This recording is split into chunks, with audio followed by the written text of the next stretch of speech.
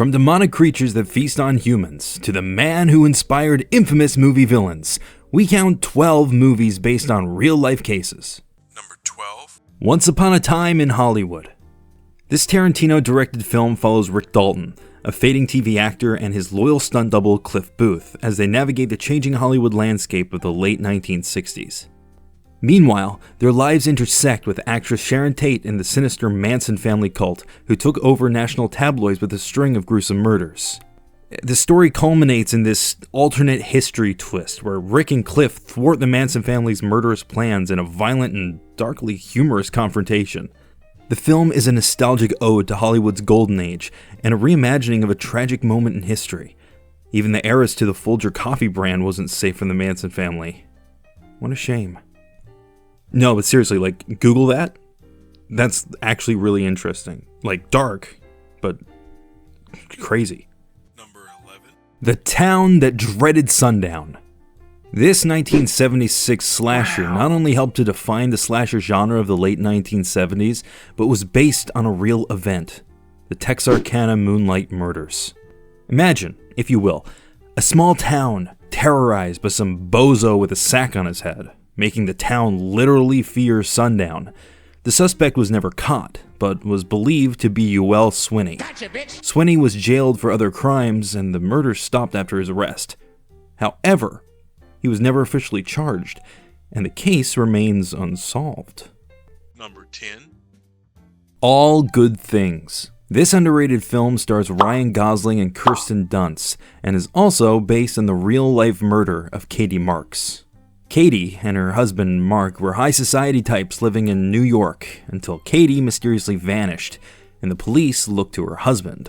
The film explores themes of love, power, and the lengths people will go to protect their secrets. The film was only nominated for a Prism Award, but seeing Ryan Gosling as a killer was honestly a cool experience. If you haven't seen this film, I highly suggest you check it out. Number 9. Texas Chainsaw Massacre. The human face-wearing, chainsaw-wielding maniac is not directly based on a true story, but was inspired by serial killer Ed Gein. Gein was a mama's boy who liked to roam the town of Plainsfield, Wisconsin, and kill its residents. Wonderful. He would often use their body parts for human skin lamps and nipple belts. You know, normal people things. Director Tobe Hooper used elements of Gein's murders to play up the true story gimmick a little too much, but it still worked to turn this low-budget film into one of the most successful franchises of all time. So, next time you go walking through the woods, add chainsaw noises to your list of things to watch out for, next to banjos and hillbillies. Number 8. Poltergeist. They're here! Just like the Texas Chainsaw Massacre, Poltergeist wasn't totally based on a true story, but built up the true story gimmick to 11 for worldwide audiences. The film is based on several urban legends, but the main inspiration is the case of the Herman House, all the way back in 1958. In an old house on Long Island, a family was tormented by ghosts, reporting objects moving on their own, strange noises, and various other odd phenomenons. Furthermore, there are theories that the filming was also cursed, after the actress that played Carol Ann in the film died at the age of 12. Dana was tragically murdered by her ex-boyfriend shortly after production wrapped, as well as the rumor that they used real skeletons, which possibly cursed the production. So, while the story of a house built on an old burial ground isn't real, you can sleep tight knowing nothing in your house is safe, unless it's nailed down. 7. Child's Play. Wait, you mean the killer doll was based on a true story? Sorta. The red-headed nutcase was based on real-life nutcase, Robert the Doll. Robert belonged to a boy named Robert Eugene Otto around the turn of the 20th century. Given to Otto by a servant, it was known to move on its own, and even thought to emanate bad luck to those who unfortunately encountered it. Ooh, and quick little fun fact for you, Chucky's full name was Charles Lee Ray, a mixture of cult leader Charles Manson, assassin Lee Harvey Oswald, and James Early Ray, the man who assassinated Reverend Martin Luther King Jr. The more you know, as morbid as that was. Number 6. The Girl Next Door. In 1965, 16-year-old Sylvia Likens was left in the hands of a temporary caregiver, Gertrude Banaszowski, by her parents who traveled for work. In the coming months, Sylvia would endure starvation, torture, and humiliation by not only her caregiver, but the neighborhood children. She was locked in the basement for weeks before eventually dying. Sylvia's sister, Jenny, would later testify against Gertrude, and she was convicted of first-degree murder. Gertrude was released on parole in 1985 and died of lung cancer on June 16, 1990. Good fucking riddance. Makes me goddamn sick. Number 5. Henry, Portrait of a Serial Killer. Okay, this one is a little on the nose, but Henry Lee Lucas was a real-life murderer who committed multiple murders in the 1970s and early 1980s. He had initially confessed to killing over 600 people, but most of these were false. Lucas was convicted of 11 murders and sentenced to life in prison. His partner, Otis Toole, is suspected of killing Adam Walsh, the son of America's Most Wanted host John Walsh in 1981. Walsh would go on to help pass the Adam Walsh Child Protection and Safety Act in 2006, making a unified offender registry across the US. Tier 1 must register for 15 years, 2 for 25, and Tier 3 for a lifetime, as well as increased punishments for trafficking and abuse. Nice work, John Walsh. Number 4. Jeepers Creepers. While Jeepers Creepers is mostly a supernatural horror film, its tense opening road chase was directly inspired by the real case of Dennis Depew. Depew was a Michigan man who murdered his wife in 1990. He was dumping her body behind an abandoned schoolhouse when a passerby saw him.